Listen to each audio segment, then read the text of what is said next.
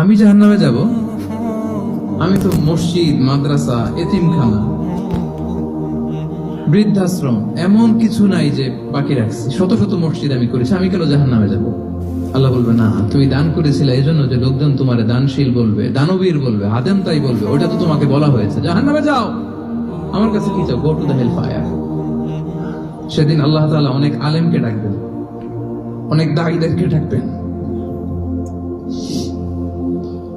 অনেক দুআত ইলাল্লাহদের তিনি ডাকবেন।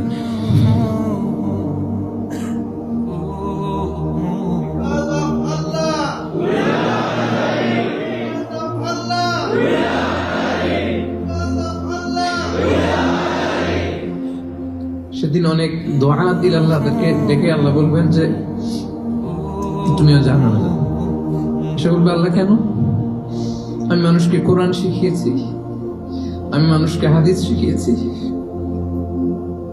আমার কথা শুনে অনেক নামাজ পড়েছে, আমার কথা শুনে অনেকে দাড়ি রেখেছে, আগে সুদ খেত, আমার কথা শুনে সুদ বন্ধ করেছে,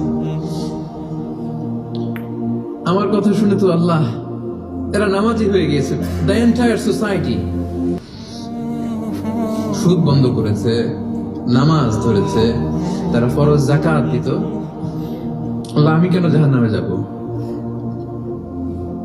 আল্লাহ বলবেন, তুমি এই দাওয়াতি কাজ করেছো, লোকজন তোমাকে বড় আলেম বলবে, লোকজন তোমাকে বড় সেলিব্রিটি বলবে, লোকজন তোমার নামে তাকবীর দিবে, তোমাকে বড় আলেম বলবে, বড় দাঈ বলবে।